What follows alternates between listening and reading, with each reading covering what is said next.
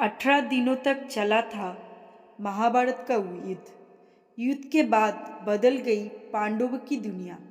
इतिहास के सबसे बड़े युद्ध महाभारत की कहानी तो आपने सुनी ही होगी। इसके तमाम पहलुओं घटनाओं की छोटी छोटी कई कहानियां हैं।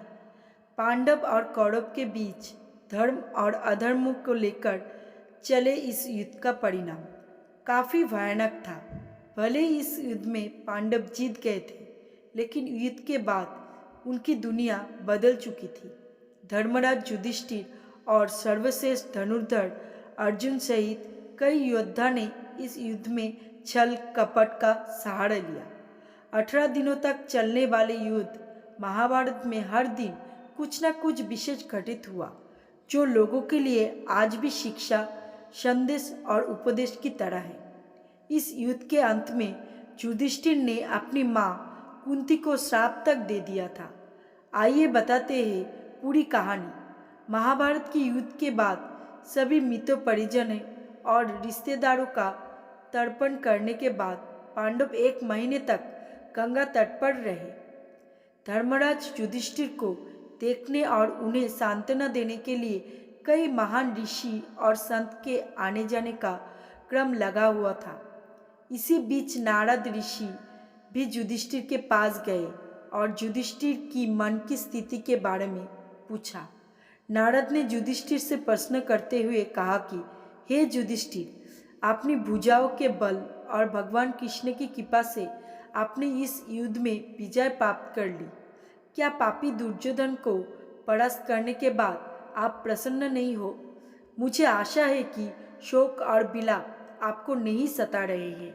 महाभारत युद्ध में जब युधिष्ठिर को पता चली सच्चाई, युधिष्ठिर ने उत्तर दिया कि वास्तव में मैंने कृष्ण की कृपा, ब्राह्मणों के आशीर्वाद और भीम और अर्जुन की शक्ति के आधार पर इस युद्ध को जीत लिया है।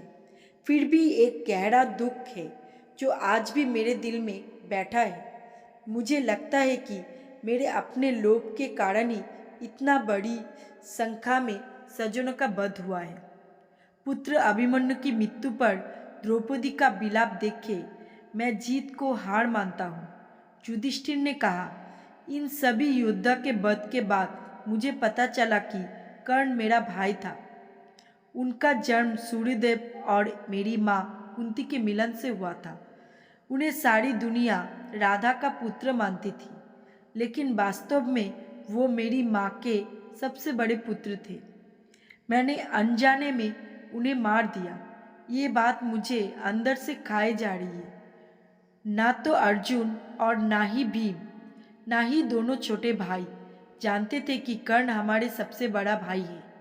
हालांकि कर्ण जानते थे कि हम उनके छोटे भाई हैं। उन्हें इस बात की जानकारी भगवान कृष्ण और मेरी माँ ने दे दी थी। दुर्योधन के साथ उनके घनिष्ठ संबंध के कारण वो हमारे पक्ष में नहीं आ सके। हालांकि उन्होंने हमारी जान नहीं लेने की वचन दिया था। अगर मेरे पास अर्जुन और कर्ण दोनों होते तो मैं दुनिया को जीत सकता था। ये कहते हुए युधिष्ठिर भावुक हो गए और उनके आंसू बहने लगे। तभी उनकी माँ कुंती आगे आई और अपने पुत्र से बोली, युधिष्ठिर, इस तरह से शोक मत करो। मैंने पहले कर्ण को तुम्हारे साथ उसके रिश्ते के बारे में बताने की कोशिश की थी। सूर्यदेव ने भी उससे बात की।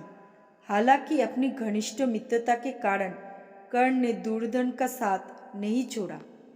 माँ कुंती की सांत्वना की बात सुनी तो युधिष्ठिर अपने क्रोध और शोक को शांत नहीं कर सके।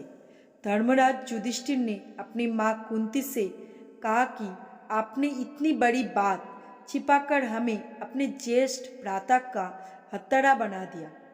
युधिष्ठिर ने क्रोध में आकर अपनी माँ कुंती के साथ समस्त नारी जाति को श्राप देते हुए कहा, मैं आज समस्त नारी जाति को श्राप देता हूँ कि वो अब चाहकर भी कोई बात अपने हृदय में छिपाकर नहीं रख पाएगी।